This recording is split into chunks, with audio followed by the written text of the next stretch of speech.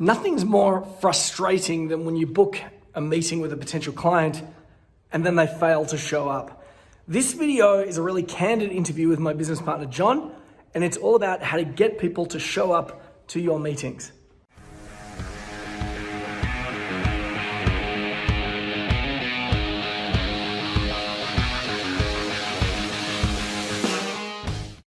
Hey, James here with my business partner, John Iglesias. Where are you?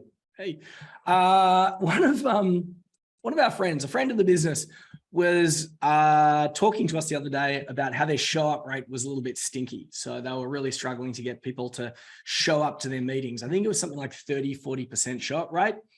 But even anything below 60% is not very good. So first and foremost, I want to say this happens to us as well too. Every now and then we have a period of bad show-ups for our meetings, which is why I've got this on the screen right now. And what we're going to do right now is John's just going to share some of the mechanisms that we have in place to boost show-up rate. But what I will say is on the screen right now, you can see that this is the week beginning the 3rd of October. And you can see that we had 6 show-ups out of how many meetings is that, John? That's 19. 19 meetings, and we had 6 show up. So that was obviously a miserable, terrible week. Yeah. So John, what happened here? Why was this so bad? Well, I can tell you exactly why this one went wrong. And we broke a sin that we always talk about. We tell people not to do this, and that is you don't book yourself too far in advance. So you don't want to book people too close. We'll talk about that, but you also don't want to book too far in advance. I made the mistake of Naomi, our seller, whose calendar you're looking at right now. She went on holiday for 2 weeks, and I pre-filled her calendar. But most of these meetings that meant they were like a month away. So, you know, I don't know where I'm in next month. I don't know where I am sometimes in 2 weeks. So, yeah. And I think the most important thing that you need to do is make sure people are excited for the meeting with you. And if they're not excited, it's going to be a bad meeting. And if it's 3-4 weeks away, what would you say is the ideal window then? Somewhere around like no sooner than 3 days and no more than maybe 10 days, 14 days max. But anything after 2 weeks, your show-up rate's going to start to tick down. Now, you said something really counterintuitive there. You said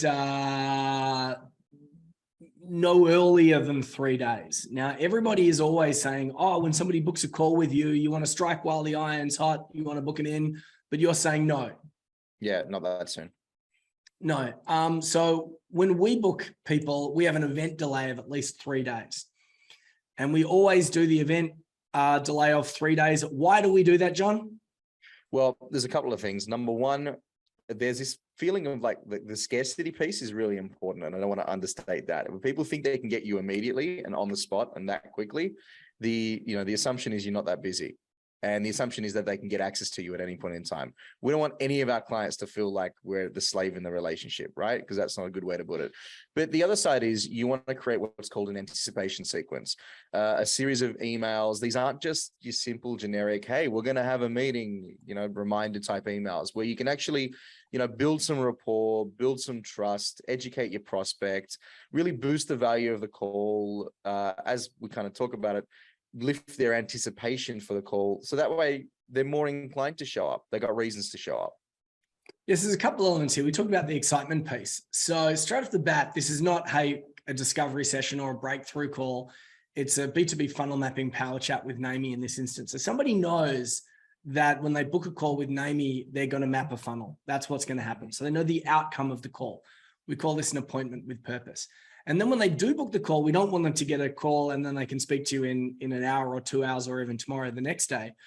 We want to position ourselves as the prize by making it clear that we're only available during certain times. And if there's an event delay of 3 days, we can send some emails. And in a minute, we'll talk about those emails that we send. But before this page, so we've got people using this page to book a call. And it looks something like this page here, if I want to book a call with Naomi. But we also put a shield before that page, something called a triage form. And let me see if I can find one here. Here we go. Here's a triage form. And this page, if you have a look at it, it's generated, well, 1,502 people have completed this form, which meaning the page is converted about 30%. And this is like we call it a triage because we're pre-qualifying the leads before they come in. And there's your picture here. Why do we have this before somebody is able to book a meeting, John? Well, you can probably see clearly by the first question that we're asking here, we've got buckets, and there's certain types of people we know we can genuinely help, certain types of people we can't. We also know the types of people that are more likely to close, and there are certain types of people that can't. So the first reason we've got this in place is we want to make sure that our sellers are only ever armed with the type of people that we're likely to be able to help and therefore are likely able to get a transaction with. Otherwise, there's no point in taking in all your leads, filling up a seller to have a 10% conversion rate because half the leads were shit quality. Yeah, so we don't want our sellers, which in your world might be you if you're running a small business and you're doing the call itself. You don't want to be wasting your time with people that can't afford you. We call them PWMs, players without money. You want PWMs, same deal again, players with money. You want people with the money. You want people that you know that you can help to the highest possible standard. There are some people you go, oh, I could help them, but could you help them in a way where they are just super duper delighted? The other thing is we have questions in here, which are gain and pain questions. So what they're doing is they're reminding people why they want to book a call. Do you have some type of lead generating, rapport building, meeting booking funnel as part of your business? Not yet. I'm still figuring it out. I have most of the pieces in place. We're reminding people why they want to book a call. So when they get to the end, they're going, oh, I know why I'm doing this because I've got these specific challenges. And if I have this call, I want you to be able to help me fix them because I've just been made a little bit more aware of the problems that I have. I just wanted to show one piece in here, John. Where is it? Let's do United States. It was the time splitter. So it's not this, do you show up? Good to have a good question like that. Do you show up? Yeah. Nah, or yeah. It's this one. So all right, time, Paul, would you prefer a 45-minute call or a 15-minute call? Why do we got this? Some people prefer a 15-minute call. Yeah, but there are some types of business owners that are more ready and raring to go. I find that those ones who've seen something about the offer, who are pretty interested in moving forward relatively quickly, they'll book a 15-minute call. So it's an easy way to get them in the calendar. Those who are looking to meet the outcome of the call, which is I need to map out my funnel. I'm a bit clueless. I got no idea. I need to spend the time. Those are our bread and butter anyway, but obviously here we're giving them the option. Well, I'm going to come in from a marketing perspective, which is actually a sales perspective. And that is because if I give them one option, it's yes or no. Now I've given them either or. So you get to the end, should I book a meeting or not? Suddenly I'm being forced to think, do I want a 15-minute meeting or a 45-minute meeting? Not do I want a meeting or do I not want a meeting? That's why that's why I've got that. All right. So we've got a triage form, which is going to elevate anticipation and make sure that you or your sellers are not speaking to the wrong people. We've got a booking page, which we can use to measure and collect. We've got the name of the meeting needs to be a name, articulate the outcome that they're going to get on the call. We're going to have a 3-day delay, but we also don't want them to be able to book 5-6 weeks from now. I'll tell you, we can. Most people don't, but that's just something to be aware of, which means that if you're aggressively promoting a meeting and you're booked out for the next 2 weeks, you might want to stop. And I will mention this one, John, after people register, having some sort of page which reminds them why they registered with a whole bunch of social proof. And once again, get them fired up for the call. Definitely. Now, there's 1 or 2 things that happen. We've got an email sequence that goes out. Yep. Is that all that we do? No, it's not all we do. So I'll give a quick skinny on the email sequence. So the first email that comes out is a confirmation of the appointment, but it leads to the first of 3 videos in a series of videos that I've created to help pump up the value of the call. It's some pre-training that really gets them in the right frame of mind, the right zone that we want them to be in. So that's the first email that comes out instantly. We've then got a 48-hour an email that comes out 48 hours before the appointment. That's what we call a welcome email. And that's when, depending on who the seller is, like you're introducing the seller. Obviously, it's sent from the seller, not on behalf of the seller. So it's from their perspective, but there's a welcome email there with a really good story to help create that relationship. 24 hours before, there's another reminder, and again, a link back to a piece of content, some material we know is going to help them get the call right. 1 hour before is the reminder and the agenda. A lot of people don't do that step. They just put out the reminder 1 hour before. You want the agenda in there. You want to make it really clear that there's a process to this call, and that process must be adhered to. And then if we call it a confirmation, people say, yeah, can we postpone or reschedule? Yeah, hey, I just wanted to confirm the meeting. Oh, I'm really busy. As opposed to, here's my agenda, here's our agenda, is what we're going to run through. And I've set aside the time, and I've put the dog with the neighbors, and you know, and make them feel like it's really important that we do this. So to recap just then, and in a moment, I'll see if I can hit pause and let's see if we can find some of your emails. But number one is there'd be some automated generated message that's going to say, any system's going to do that. It just says, here's the time slot. Then there's going to be a personal message from you that's going to say, hey, I'm so glad you did this. This is why we're doing it. That email from you points people to a 3-part email series. Yeah.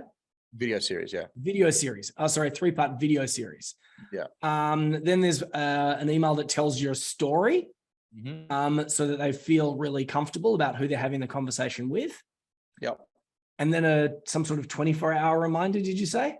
Yeah, it's a 24-hour email, which is a reminder, but it again points back to the materials that just in case they haven't watched the videos or what have you. Right, reminds them about the videos. Yep. Yeah. And then you've got like a 1 hour. The 1 hour is with the agenda in it. So as opposed to, as James said, as opposed to confirming your appointment, you know, the reason to send them an email, it doesn't allow buyout. And then the last one is just 15 minutes before. That's the most generic reminder of them all. Hey, and that's usually, this is how it's going to happen. It's going to be more like, this is the phone number that I'm calling from, or here's the Zoom link. Or whatever it's going to be. Yeah. I'm going to be waiting for you on this Zoom link. And it's really functional. Yeah, exactly. Yeah. And it's usually half an hour to 15 minutes beforehand. We do it 15 minutes before. That's cool. So the first thing that people might be surprised by, that there is like 6 different touches. And if you didn't have a 3-day delay, that would be a little bit crazy to get 6 touches. But one of them, 2 of those things happen immediately. One of them is an automated message. The other one is a personal message. The other one's probably going to happen 24 hours after that. And then we've got like the 24-hour reminder that it's happening. Then there's the 1 hour reminder. Then there's a 15-minute reminder. Do you do anything in addition to the emails? Yep. Yeah. So a couple of things happen. Number one, the moment any of my sellers sees the booking come in, they jump on LinkedIn, they connect with the person. They leave a note in that connection. Hey, I'm so excited. We're going to be having this appointment here or there, whatever. Looking forward to it. So social tap. Tap them on the shoulder. Hey, I'm looking forward to our meeting. Yep. So we'll always do that if we can find the profile, which for the most part we can. So we'll do that. And then in line with, so 48 hours before the appointment is where the welcome email comes out, where the seller's introducing themselves to the person, which is why 24 hours before our sellers actually pick up the phone. So if it's come out after the welcome email, then there's a little bit of familiarity when you say, hey, it's Johnny here from B2B School. Like they've read that email, you know, and we can tell it, like the data shows us most people do read it. Yeah. And then that tap is just really hey, look, I'm really excited to have this appointment with you tomorrow. You know, my time is precious, so is yours. I'm just double checking we're all good to go. And at that point in time, those who say that again. So I'm just imagining, say it's Naomi's doing the call or Dawn's doing the call because the meeting's booked with them. Hey, it's Naomi calling from B2B School. How you doing? Oh yeah, Naomi, I'm good. Great. Yeah, great. We've got this appointment tomorrow. I'm super pumped to have it. Here's how it's going to run, but I'm just making sure we're all set to go. And the reason why we do that is because we want to limit any of the I've booked in. Oh shit, life's gotten in the way since I booked in. I know I'm going to have to reschedule. I put that last on my list, and then the time comes and we've got a seller with an hour worth of unutilized time. Could be better spent elsewhere. And in reality, what happens is we make those calls, and most of them wind up confirming and saying, yep, I'm so excited. And then there's now that extra touch, that extra layer of familiarity. Naomi's a real person. Yeah. Wow. Oh, That's awesome. yeah. Right. Yeah. And a small portion end up rescheduling, but that's okay because it allows us then to utilize the time effectively. Because I've had lots of people tell me, how do I stop reschedulings? The answer is you cannot stop reschedulings. It's just things happen people, when you're selling. It's better than a cancellation or being ghosted. Exactly. So reschedule's better. And there's another touch and point of commitment. On that phone call, does Naomi or Dawn or do you ask a question like, what did you say? I just wanted to introduce myself, make sure that, we're on for tomorrow. Is there anything in particular that you want us to tackle tomorrow? Is that a question? I genuinely don't know. Is that the type of question that you ask? No, what we do is, so that is at the start of the sales call. Instead, what they do in the call is they say, now tomorrow we're going to go through these things here. So it's a list of, 1, 2, 3 different things. I want you to think about that one thing that's holding you back when it comes to ABC. And we're going to address that on tomorrow's call. Because what we also don't want to do is get a caller on here now. Hey, can you talk to me about that thing? And now suddenly you're saddled for 30 minutes. And if you've got a caller if you've got a seller that's busy, guess what? They're probably ready to go into next appointment. Like this has got to be a 2-minute call. So that's something that comes up in the meeting. And I'm glad you brought that up because that's a really good way to start every meeting. It's also a really good way to end that confirmation, because then here are 3 things I want you to think about tomorrow. Here's one really important thing that I want you to be thinking about for when we talked about it before, right? When you said you give them the option 15 or 45. Well, if you get on the call and the only option is keep the call or reschedule, it's a shit way to end that call. Because some people are just going to take the easy option out. So instead it's like, hey, look, I'm just confirming that we're all good to go tomorrow. And before tomorrow's appointment, I want you to have a think about boom, boom, boom, boom, boom, boom, boom. And of course they sit there for a second and they say, right, I'm definitely going to be there tomorrow. I've got to address these things. I've got to address these problems. They're more fired up, and we're back at that word excited. They're totally fired up. They're excited. Exactly. All right. I'm going to hit pause on this video and I'm going to try and find some of these templates. So we're going to jump onto John's screen so he can show the emails. And while he's doing that, I'm just going to highlight some things that are happening on my dashboard. You can see that this month we've generated 357 leads and we've got 33 bookings, which is around a 10% conversion rate, not too bad. But this is the bit that I wanted to show you. The open rate on the emails that we're sending through this platform are huge. They're like 63%. And the reason why is we might be collecting the lead through a form, or we might be collecting a lead when someone books an appointment, and we're triggering a campaign over here.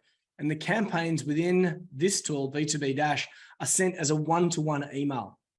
So your emails, John, if someone books a meeting with you, the emails come from you as the individual, and it connects with your Gmail account or your Outlook account?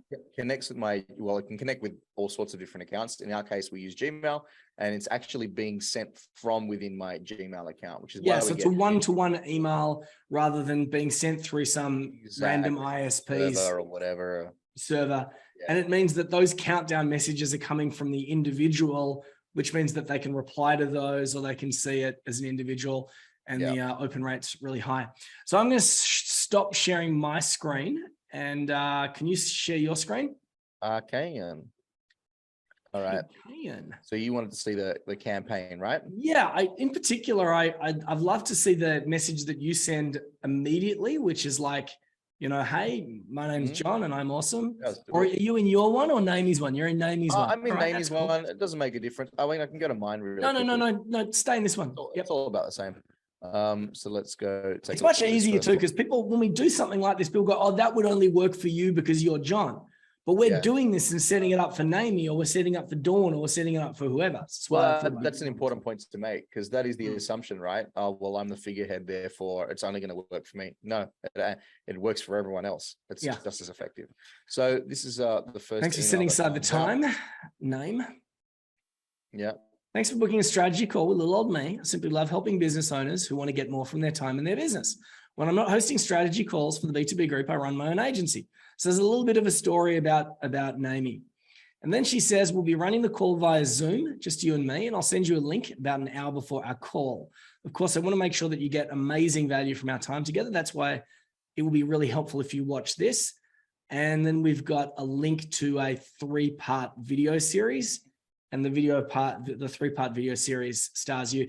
Now, John, these 3 videos, I want to point this out. These 3 videos, when it comes to polish, give yourself a score out of 10, right? 10 is like super production quality polish, and 0 is, I don't know, embarrassingly amateur. Is this going on the record? Yeah. 3. 3. You gave yourself 3. I'd give you about a 6. 3. I'd give yourself about a 6 or a 7. All right, let's call it a 5. Let's settle in the middle and say 5. A lot of people don't create these videos or, you know, like introduction stuff because they want to make it super polished. And the 3 videos that we've been running starring you have been running for over a year, maybe 2 years.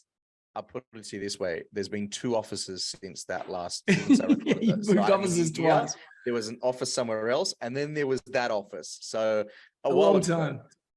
And I know that every time you watch it, you feel self-conscious. But however, there are people that have jumped on the call and they've said the information was so valuable from those 3 videos. That's why I'm here. And that's really, really cool. People have turned up to the call saying, oh my God, those 3 videos just blew my mind. This is the stuff I need to work on. It's the stuff I need to do.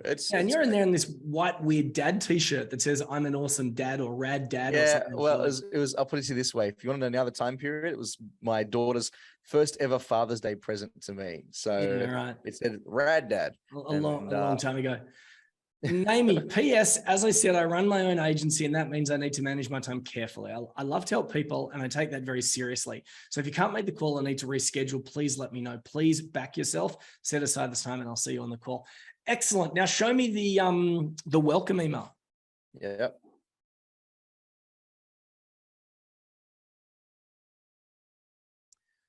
So it says 48-hour countdown, right? Okay, so cool. 48 hours before is when we send the welcome email. Our call is scheduled to occur in 2 days. Awesome. So this is a countdown sequence. It's not counting up from when they book the call. It's counting down to the specific time. Correct. Our call is scheduled to occur in 2 days. Awesome. Before we go any further, however, I want to introduce myself, and it starts with a confession. Ooh, a confession. And then it tells her story. Yep. Scroll down. Now I want everyone to look at how long this email is. And it's personal, and it's really worthwhile putting together something like this. Every single one of your sellers or you should have an authentic connection to the problem that you solve. And that's what Naomi's doing right here. She's outlining her authentic connection to the problem. If you're watching the recording, you can hit pause and read the email in full. It is a work of art, I believe. A welcome email should be a work of art. Any other emails that you do want to share, John? Yeah. Let's take a look at the 24-hour. I mean, we may as well take a look at all of them really quickly, just so you can see. The 24-hour one is the one that confuses most people, because it's like, I don't have anything new to share. What you'll probably see is I'm just sharing another one of those videos that they may or may not have already watched. My first email I sent you about this, second in video about this. Before we catch up, I have one more. It's called this. So if you don't have your own videos, you can actually send other people's videos. We've encouraged our clients to do an email 24 hours in advance that says, hey, this funny YouTube video made me think of you. And then there's a YouTube video where people are making fun of the problems that they have. Mm-hmm. Oh, P.S. I'm a mum with 2 kids under 10. That means I need to manage my calendar with the discipline of an army general. It also means it's very important for me to that you set aside the time. So there's that line again. Please back yourself. Yeah. And if life gets in the way, let me know. Otherwise, I'm so looking forward to tomorrow. See you on Zoom. I scrolled down to this on purpose because you can see we're including those layers, because they're very easy for any human, no matter how pumped up they are, to just put something in the too hard basket. I guarantee everyone watching this video has done that in some way, shape, or form at some point. You just put it in the too hard basket, you don't bother. This constantly brings it back to, you know what? No, I need to back myself. I need to do this. Your Naomi's time is important. I'm not here to just abuse Naomi's time. And that's obviously an important piece. The other thing is you'll see that she's constantly bringing in that personal touch. I'm a mum with 2 kids under 10. I need to manage my calendar with the discipline of an army general. Even the appointment page where someone books a time with Naomi or Dawn or you, their photo is at the top of the page. Yeah. And the emails are coming from that person. Exactly. Yeah. Exactly. Always. So that's that one. Then we've got our 1 hour countdown. I'll show you really quickly here. So that manual jumpstart 1 hour, what's that? Forget about that. That's just Okay, cool. don't have to worry about that. Something that you added and then just decided that you didn't want to do anymore. Yeah. Don't worry about it. Uh-huh. So then we've got the 1 hour reminder. So your private one-on-one strategy call with me is scheduled to start in 1 hour. I'm waiting on the other side of the Zoom link to remind you why you booked this call. Yeah. Yeah. Boom. Yeah. Boom, boom, boom. Boom. What you do isn't easy. It's getting complicated. In this call, we're going to give you extreme clarity. Help over 400 business owners. How's that for Social mic proof. drop? And then see you in an hour. See you in an hour. All right, cool. And then the 15 minutes is just functional. It's like, Yeah, I'll show you anyway. we're going to see you. It's like the most generic of all the email templates that I could send. Is there something in the AWP as passed, or is that just a way to like keep track when it's in? It's just a way to keep track of anyone who hits the end of the campaign. So then we can, because we can then, for getting technical aspects aside, like port them over to different campaigns or whatever, follow-ups, all this type of stuff. Yeah. So if they don't show up, we can trigger another sequence, which is, hey, why didn't you show up? Yeah. But even if they do and they don't want to buy today, we can trigger another sequence that says follow up with them automatically in 60 days or whatever. So, conversation for another day. But that's what that is. This is cool. If you're unable to jump on a Zoom and would prefer I call you on the cell phone, hit reply and let me know. That's really good as well too, because we're giving people an option. That is awesome. All right. So to recap, some of the real standouts for me are one, we obviously need to get them excited, and that actually begins before they book the call. So even the triage form is getting them fired up for the phone call. We're going to have a delay, which is a big deal, because then we can build anticipation before the call. And part of that was a success page. Now that success page linked to the first of your 3 videos as well too, I believe. Yeah, which I'm not sure we showed that, but it's got a bit of social proof. It links to the first one. Then we had those incredible countdown emails. And then there was the phone call, which was another big standout for me because I don't get exposed to that part of the business as much.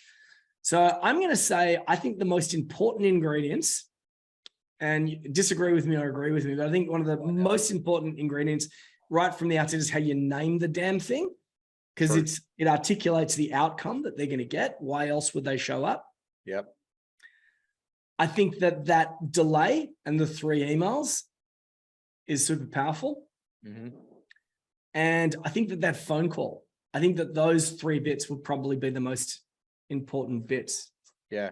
Remember that if we don't feel like we don't feel comfortable with the person that we're going to be speaking with, if we don't feel like we know them, if we don't feel like we want to show up because of the type of person they are, we're likely to just put this in the too hard basket. We're okay with letting them down. You don't want to, how often would you want to stand up your own mum? Yeah. Like you don't want to let down like your mum. You don't want to let down your dad. You don't want to let down your best friend, your business partners. Yes. So when we take human out of this and just keep it really generic and hope that they turn up because we smashed it full of bookings, there's no human to relate to. Bring that element back in. We don't want to let that person down. Namely, set this time aside for me, specifically for me, so I can get the outcomes I'm looking for. I'd be a real douche if I didn't show up.